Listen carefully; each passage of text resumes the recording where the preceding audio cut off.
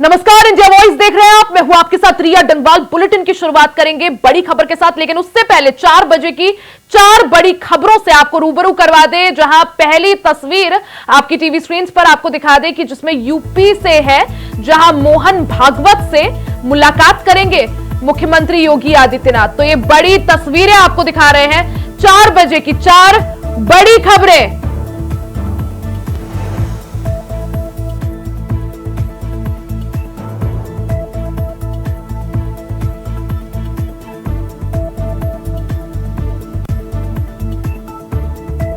तस्वीर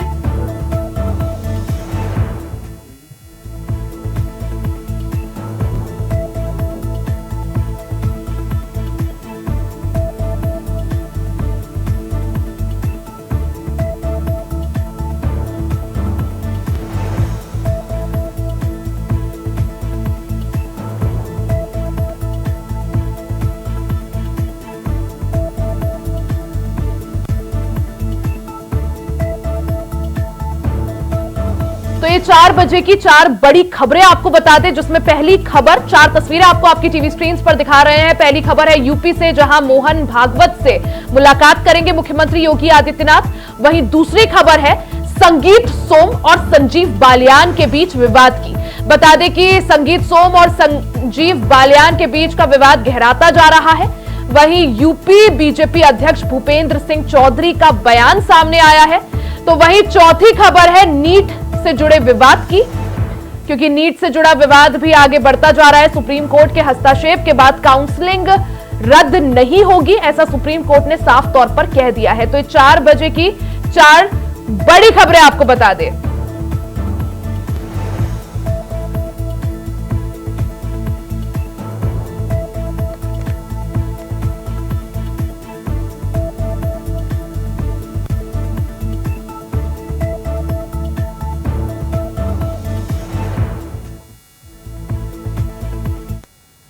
तो बात कर लेते हैं यूपी की सियासत से जुड़ी बड़ी खबर की। मोहन भागवत से मुख्यमंत्री योगी आदित्यनाथ मुलाकात करेंगे। कल मोहन भागवत से मुलाकात करेंगे सीएम योगी आदित्यनाथ। आरएसएस प्रशिक्षण शिविर में यह मुलाकात होगी। चुनाव के बाद योगी और भागवत की यह पहली मुलाकात है। मुलाकात में यूपी के नतीजों पर भी मंथन होगा। मोहन भागवत से गोरखपुर आएंगे मुख्यमंत्री योगी आदित्यनाथ। इस दौरान आपको एक बड़ी खबर बता दें कि योगी और भागवत की अनोखी मुलाकात होने वाली है। चुनाव नतीजों के बाद यह पहली मुलाकात होगी। इस दौरान मोहन भागवत से मिलने मुख्यमंत्री योगी आदित्यनाथ गोरखपुर आएंगे। आरएसएस प्रशिक्षण शिविर का यह पूरा कार्यक्रम है, जिसमें शामिल होने के लिए संघ प्रमुख मोहन भागवत गोरखपुर पहुंचे हैं। इस दौरान कल मोहन भागवत और उत्तर प्रदेश के मुख्यमंत्री योगी आदित्यनाथ की कल मुलाकात हो सकती है। तो ये बड़ी खबर, यूपी की सियासत से जुड़ी बड़ी खबर आपको बता दें। मोहन भागवत से मुलाकात करेंगे मुख्यमंत्री योगी आदित्यनाथ। कल मोहन भागवत से मुलाकात करेंगे। आरएसएस प्रशिक्षण शिविर से जुड़ा ये पूरा कार्यक्रम है, जिसमें शामिल होने के लिए मोहन भागवत गोरखपुर पहुंचे हैं। इस दौरान चुनाव के बाद ये पहली मुलाकात होने वाली है, जिसमें योगी आदित्यनाथ आरएसएस प्रमुख मोहन भागवत से मिलेंगे। मुलाकात में यूपी के नतीजों पर भी मंथन होगा। साथ ही मोहन भागवत से मिलने के लिए खासकर मुख्यमंत्री योगी आदित्यनाथ गोरखपुर पहुंचेंगे। आपको बता दें, इससे पहले लोकसभा चुनाव के दौरान आरएसएस और भारतीय जनता पार्टी के बीच दूरियां बढ़ गई थी। बीजेपी के राष्ट्रीय अध्यक्ष जेपी नड्डा ने एक जनसभा को संबोधित करते हुए विवादित बयान दिया था, जिसके बाद आरएसएस और बीजेपी की दूरियां बढ़ गई। वहीं इस दौरान मुख्यमंत्री योगी आदित्यनाथ संघ प्रमुख मोहन भागवत से मुलाकात करेंगे। संघ प्रमुख मोहन भागवत और मुख्यमंत्री योगी आदित्यनाथ के बीच ये मुलाकात कल हो सकती है। इस दौरान इस मुलाकात को लेकर चर्चाएं काफी ज्यादा तेज हो गई है, हलचल काफी ज्यादा तेज हो गई है। मुख्यमंत्री योगी आदित्यनाथ खासकर मोहन भागवत से मिलने के लिए गोरखपुर पहुंचेंगे।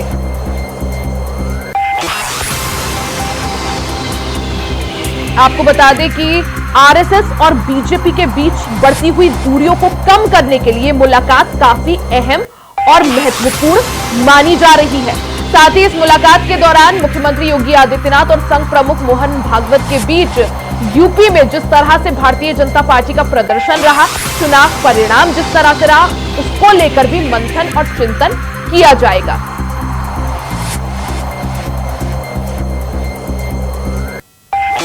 तो आरएसएस और भारतीय जनता पार्टी के बीच बढ़ती हुई दूरियों को कम करने के लिए, नजदीकियां बढ़ाने के लिए ये मुलाकात काफी ज्यादा महत्वपूर्ण और अहम मानी जा रही है। आपको बता दें कि लोकसभा चुनाव के दौरान बीजेपी के राष्ट्रीय अध्यक्ष जेपी नड्डा ने एक बयान दिया था, जिसमें उन्होंने कहा था कि बीजेपी का जनाधार इतना ज्यादा है कि उसे अब आरएसएस की जरूरत नहीं है, जिसके बाद हलचल जो है काफी ज्यादा तेज हो गई थी। आरएसएस और बीजेपी के बीच दूरियां यहां से बढ़ गई थी। वहीं सबके बीच इन दूरियों को कम करने के लिए मुख्यमंत्री योगी आदित्यनाथ आरएसएस प्रमुख मोहन भागवत से कल मुलाकात करेंगे। मुलाकात के लिए मुख्यमंत्री योगी आदित्यनाथ खासकर गोरखपुर पहुंचेंगे। आपको बता दें कि मुख्यमंत्री योगी आदित्यनाथ और आरएसएस प्रमुख मोहन भागवत की ये चुनाव के बाद पहली मुलाकात होगी। ऐसे में बढ़ती हुई दूरियों को कम करने के लिए ये मुलाकात काफी महत्वपूर्ण मानी जा रही है।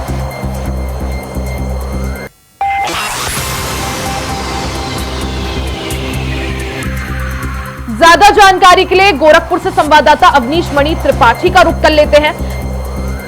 साथ ही हमारे साथ चैनल हेड अनिल पाठक भी जुड़ चुके हैं। सबसे पहले अनिल जी आपका रुख करूंगी। अनिल जी, जिस तरह से आरएसएस और बीजेपी के बीच जो बढ़ती हुई दूरियां हैं, उनको कम करने के लिए ये मुलाकात मुख्यमंत्री योगी आदित्यनाथ और आरएसएस प्रमुख मोहन भागवत की मुलाकात को काफी महत्वपूर्ण माना जा रहा है। अनिल, भारतीय जनता पार्टी की करारी हार के बाद चिंतन और मंथन का जो दौर चल रहा है वो खत्म होने का नाम नहीं ले रहा है। आरएसएस प्रमुख जो हैं वो 5 दिनों तक गोरखपुर में प्रवास पर रहेंगे। एक सरस्वती विद्या मंदिर में आरएसएस कार्यकर्ताओं के प्रशिक्षण शिविर में हिस्सा लेंगे। इस दौरान कहा जा रहा है कि उत्तर प्रदेश के मुख्यमंत्री योगी आदित्यनाथ आरएसएस प्रमुख मोहन भागवत से मुलाकात कर सकते हैं और मुलाकात के दौरान उत्तर प्रदेश में जो करारी हार हुई है उसको लेकर के भी चिंतन और मंथन कर सकते हैं। आरएसएस प्रमुख मोहन भागवत और मुख्यमंत्री योगी आदित्यनाथ के बीच लंबी मंत्रणा हो सकती है। इस बात के पूरे कयास लगाए जा रहे हैं। आरएसएस प्रमुख मोहन भागवत और मुख्यमंत्री योगी आदित्यनाथ की जो मुलाकात है उसको सियासी गलियारे में अहम रूप से देखा जा रहा है। बिल्कुल अनिल जी, मैं आऊंगी आपके पास। एक बार अवनीश मणि त्रिपाठी का भी रुख कर लेते हैं। अवनीश, जिस तरह से ये जो मुलाकात है मुख्यमंत्री योगी आदित्यनाथ और संघ प्रमुख की काफी महत्वपूर्ण मानी जा रही है, क्या माना जाए, क्या आज भी मिल सकते हैं या कल ही ये मुलाकात होगी? नहीं, आज तो कोई संभावना नहीं है क्योंकि मुख्यमंत्री महोदय का कल आगमन होगा और कल आरएसएस प्रमुख मोहन भागवत जी मुख्यमंत्री महोदय से मिलेंगे, क्योंकि बीजेपी की जो हार हुई है यूपी में उसको लेकर के मोहन भागवत जी जो है और मुख्यमंत्री महोदय दोनों लोगों की मुलाकात होगी। हो सकता है कुछ रणनीतियां बनाई जाए, क्योंकि कहीं ना कहीं से इस चुनाव में संघ जो है काफी नाराज दिखा। बिल्कुल, यानी संघ को यहाँ पर मनाने की यहाँ पर जो है कोशिश की जाएगी। एक बार स्टेट कोऑर्डिनेटर अनिल पाठक जी का रुख कर लेते हैं। अनिल जी, जिस तरह से संघ और बीजेपी के बीच जो बढ़ती हुई दूरियां थी उनको कम करने के लिए ये मुलाकात जो है काफी महत्वपूर्ण मानी तो जा रही है। साथ ही मुख्यमंत्री योगी आदित्यनाथ का संघ प्रमुख मोहन भागवत से मिलना, क्या मनाने की यहाँ पर कोशिश की जाएगी?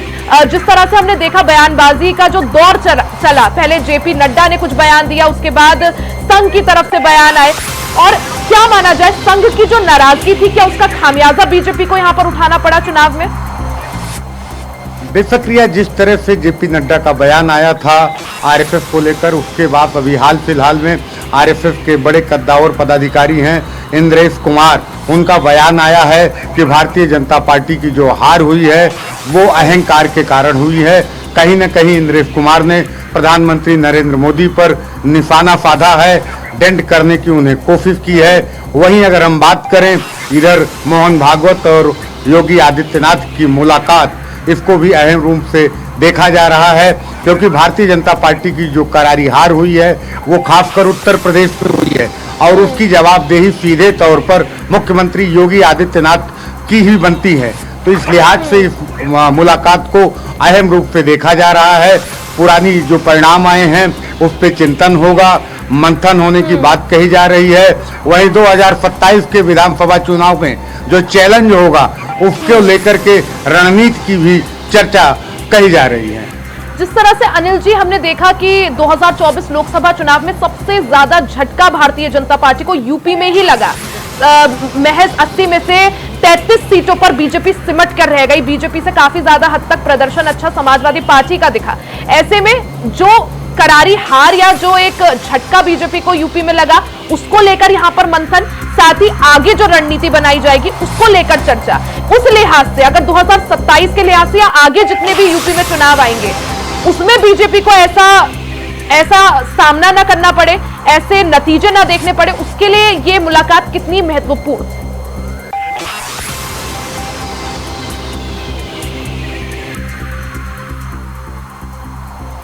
जो चैलेंज मिला है लोकसभा चुनाव में और जो आने वाला चुनाव है विधानसभा का, उसमें जो चैलेंज होगा उसको लेकर के देखा जा रहा है। भारतीय जनता पार्टी के सामने उत्तर प्रदेश में वो निरंतर चुनौतियां बढ़ती जा रही हैं। जिस तरह से पिछड़ी जातियां और दलित वोटरों में समाजवादी पार्टी ने अपनी पेनमारी की है, वो भारतीय जनता पार्टी के लिए एक बड़ा चैलेंज है।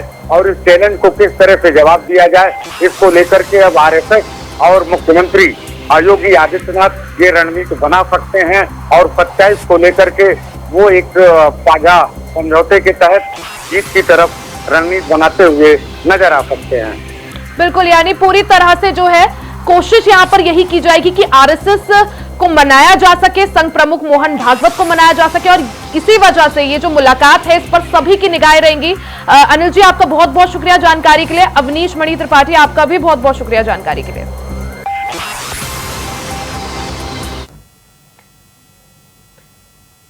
वहीं संगीत सोम और संजीव बालियान के बीच जो महाभारत है वो थमने का नाम नहीं ले रही है। संगीत सोम की प्रेस कॉन्फ्रेंस में आपत्तिजनक प्रेस नोट बांटने से जुड़ा ये पूरा मामला, जिसमें पर्चे बांटने वाला अब संगीत सोम का पीए ही निकला है। लाल कुर्ती पुलिस ने थाने बुलाकर पीए चंद्रशेखर से पूछताछ की है। पर्चा बांटते पीए का वीडियो भी वायरल हो रहा है। इंडिया वॉइस हालांकि इस वायरल वीडियो की पुष्टि नहीं करता है। तो आपको बता दें कि संजीव बालियान और संगीत सोम के बीच का विवाद और बढ़ता जा रहा है। इस पूरे विवाद के बीच आरोप प्रत्यारोप का सिलसिला जारी है। संजीव बालियान को जिस तरह से लोकसभा चुनाव में हार का सामना करना पड़ा, संजीव बालियान ने पूरी तरह से उस हार का ठीकरा संगीत सोम के मत्थे मर दिया। इस दौरान संगीत सोम ने भी पलटवार करते हुए प्रेस कॉन्फ्रेंस की। इस प्रेस कॉन्फ्रेंस के दौरान जितने भी मीडिया वाले थे उन्हें एक आपत्तिजनक प्रेस नोट बांटा गया, जिसमें संजीव बालियान पर भ्रष्टाचार के आरोप लगाए गए थे। तस्वीर आपको दिखा रहे हैं। आपत्तिजनक प्रेस नोट यहां पर बांटा गया था, जिसमें संजीव बालियान पर भ्रष्टाचार के आरोप लगाए गए थे। इस पूरे मामले के बाद संगीत सोम ने उस लेटर का खंडन किया। वहीं अब ये मामला आगे बढ़ता जा रहा है। इस मामले पर संगीत सोम को अब इस मामले पर संगीत सोम को अवमानना का नोटिस भी जारी किया गया, मानहानि का नोटिस भी जारी किया गया। वहीं अब पूछताछ में सामने आया है कि पर्चा बांटने वाला संगीत सोम का पीए ही था, जिसने इस मामले को और ज्यादा गंभीर बना दिया है। ज्यादा जानकारी के लिए मेरठ से संवाददाता शाहरुख सैफी का रुख कर लेते हैं। शाहरुख, जिस तरह से संगीत सोम और संजीव बालियान के बीच का जो पूरा विवाद है ये बढ़ता जा रहा है, थमने का नाम नहीं ले रहा है। अब जिस तरह से हमने देखा था बीते दिन संगीत सोम ने लेटर का खंडन किया था, वहीं अब पूछताछ में सामने आया है कि संगीत सोम के जो पीए थे उन्हीं का नाम सामने आ रहा है। वीडियो भी वायरल हो रही है। क्या है इस वीडियो की सच्चाई? जी बिल्कुल भैया, मैं बताना चाहूंगा कि उत्तर प्रदेश के फायर ब्रांड नेता कहे जाने वाले संगीत सोम लगातार विवादित बयानों में घिरे हुए हैं। आपस का इनका संजीव बालियान को लेकर के बयानबाजी लगातार चल रही है और इसी बीच एक नया मोड़ सामने आ चुका है। अभी हाल ही में इन्होंने एक प्रेस कॉन्फ्रेंस की थी। प्रेस कॉन्फ्रेंस में विवादित प्रेस नोट बांटा गया था, जिसमें संगीत सोम ने अपना पल्ला झाड़ते हुए कहा कि ये प्रेस नोट मेरी तरफ से नहीं बांटा गया है, लेकिन ये मामला जब थाने पहुंचा तो इस मामले में पूरी तरीके से जांच हुई तो उसी जांच में खुल करके आया कि इसमें चंद्रशेखर नाम के एक आदमी ने इसमें यहाँ प्रेस नोट बांटा था और तस्वीरों में साफ दिखाई दे रहा है। और ये जो चंद्रशेखर है ये ठाकुर संगीत सोम का ही पीए है और काफी टाइम से ठाकुर संगीत एक साथ में है।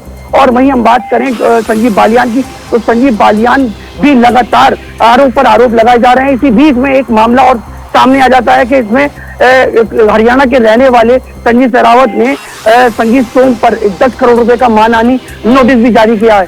जी रिया। शाहरुख, जिस तरह से संगीत सोम और संजीव बालियान के बीच की लड़ाई बढ़ती जा रही है, पहले आरोप प्रत्यारोप, उसके बाद लेटर बम, और अब जिस तरह से हमने देखा कि संजीव बालियान पर भ्रष्टाचार के आरोप लगाए गए, क्या माना जाए? क्योंकि इस लड़ाई में संगीत सोम और संजीव बालियान के बीच की इस लड़ाई में अगर नुकसान किसी को सबसे ज्यादा हो रहा है तो वो पार्टी को हो रहा है, भारतीय जनता पार्टी को हो रहा है। क्योंकि अब सामने आ चुका है पुलिस की छानबीन में कि जो प्रेस नोट बांटा गया था वो संगीत सोम के पीए ने बांटा था। आगे इस मामले में क्या कुछ संभव? क्या बीजेपी हाईकमान की तरफ से कुछ कार्रवाई यहां पर की जाएगी? जी रिया, बिल्कुल इसमें मामला बहुत सियासी गरमाया हुआ है और हाईकमान तक ये बात पहुंच चुकी है और उनके संज्ञान में भी है पूरा मामला। और ये मामला अब से नहीं है, मामला पिछले 5 महीनों से चल रहा है और अभी तक इसमें कोई भी संज्ञान नहीं लिया गया है। जहां तक कि हम बात करें संगीत सोम ने और संजीव बालियान ने इस कदर यहाँ बयानबाजी आपस में अपनी रखी हुई है कि अभी तक थमने का नाम नहीं ले रही है। और वहीं हम बात करें तो उनके वरिष्ठ नेताओं की, तो नेताओं ने हाथ खड़े कर दिए हैं कि ये मामला इनके आपस का है, हम इसमें कुछ नहीं बोल सकते। जी रिया। बिल्कुल, यानी शाहरुख, संगीत सोम और संजीव बालियान के बीच की ये लड़ाई अभी थमते हुए नहीं दिख रही है और इसी दौरान ये मामला और ज्यादा पेचीदा हो गया है क्योंकि अब ये साफ हो गया है कि जिसने पर्चा बांटा था वो खुद संगीत सोम का पीए था। यानी अब बीजेपी हाईकमान इस पर क्या कदम लेती है, संगीत सोम के खिलाफ किस तरह से एक्शन लिया जाता है, वो यहां पर उस पर सभी की निगाहें। शाहरुख, बहुत बहुत शुक्रिया जानकारी के लिए।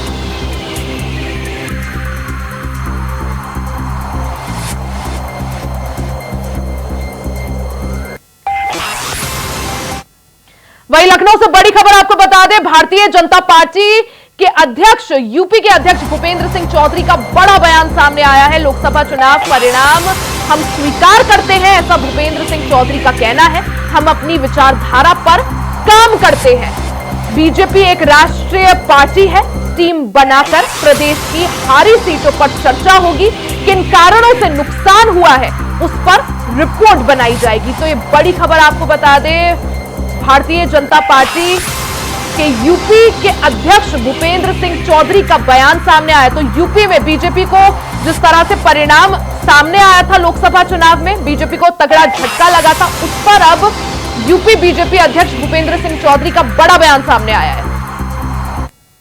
आज भारतीय जनता पार्टी के प्रदेश कार्यालय में एक वरिष्ठ पदाधिकारियों के साथ हम लोगों ने उन परिणामों की समीक्षा की है और ये तय किया है कि अपने कार्यकर्ताओं को नीचे तक प्रवास करके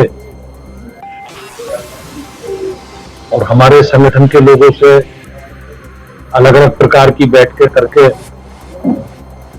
उन सब विषयों की सूचनाएं, जानकारी एकत्रित करना है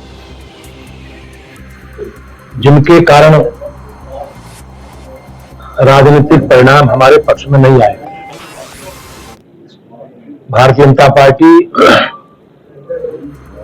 एक विचारधारा से जुड़ा राजनीतिक दल है। हम अपने विचार के आधार पर हम लोग काम करते हैं और जिस प्रकार के परिणाम आए हैं उन परिणामों को, उस जनादेश को हमने सहजता से स्वीकार। ज्यादा जानकारी के लिए ब्यूरो चीफ प्रियम पाठक का यहां पर रुख कर लेते हैं। प्रियम पाठक, जिस तरह से यूपी में बीजेपी को लोकसभा चुनाव में निराशाजनक परिणाम देखना पड़ा, क्या माना जाए अब, क्योंकि भूपेंद्र सिंह चौधरी ने इस हार को स्वीकार कर लिया है और साफ तौर पर कहा है कि किन कारणों से नुकसान उत्तर प्रदेश में बीजेपी को झेलना पड़ा उस पर रिपोर्ट बनाई जाएगी। क्या माने कि क्या अब डैमेज कंट्रोल की यहां पर कोशिश?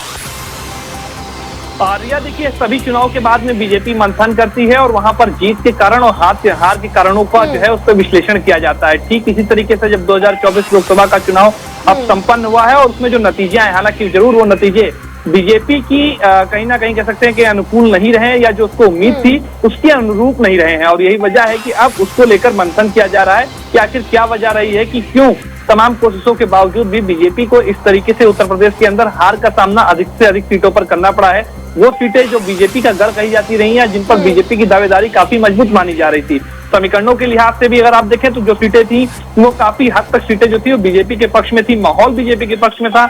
लेकिन आखिर ऐन वक्त पर ऐसा क्या हुआ कि जब चुनाव परिणाम की जब खुलासा हुआ तो उसमें बीजेपी के कैंडिडेट हारते हुए नजर आए और बीजेपी आधी सीटें यानी 40 सीटें भी उत्तर प्रदेश के अंदर नहीं पा पाई, जबकि उसने गठबंधन किया था, हर एक सीट पर समीकरणों को बैठाने का प्रयास किया था, दूसरे दल के नेताओं को अपनी पार्टी में ज्वाइन कराया था, सेनवारी करने में भी कामयाब रहे। लेकिन इन सब तमाम प्रयासों के बावजूद बीजेपी रिजल्ट में उसको कन्वर्ट नहीं कर पाई। तो उसकी क्या वजह रही, इसको लेकर अब मंथन किया जा रहा है और उसको लेकर अलग अलग बैठकें भी चल रही हैं। आज भी बीजेपी प्रदेश मुख्यालय पर ये बीजेपी टास्क फोर्स की एक बैठक की गई और टास्क फोर्स बैठक में टीमें गठित करी गई हैं, जिसमें पूर्व विधायक और एक संगठन के कोई पदाधिकारी जो हैं वो 2 लोग की जो टीम है हर 2 लोकसभा सीट पर जाएगी और वहां पर जाकर वो अध्ययन करेंगे कि आखिर हार की क्या कुछ वजह रही है और जिन सीट पर बीजेपी जीती भी है तो वहां पर जीतने में किस फैक्टर ने बहुत अहम भूमिका निभाई है, उन सब चीजों को लेकर बिल्कुल। यानी प्रियम, जिस तरह से लोकसभा चुनाव में भारतीय जनता पार्टी को जिन सीटों पर नुकसान झेलना पड़ा उन पर अब मंथन और चिंतन का दौर जो है वो शुरू हो गया। हालांकि इसके बाद किस तरह से डैमेज कंट्रोल किया जाता है और आगे ऐसा सामना ना करना पड़े, अच्छा परिणाम यूपी और बाकी राज्यों से आए, उसके लिए किस तरह से बीजेपी कदम उठाती है उस पर सभी की निगाहें। बहुत बहुत शुक्रिया आपका जानकारी के लिए। इसी के साथ इस बुलेटिन में फिलहाल के लिए सिर्फ इतना ही। खबरों का सिलसिला जारी रहेगा, बने रहे हमारे साथ।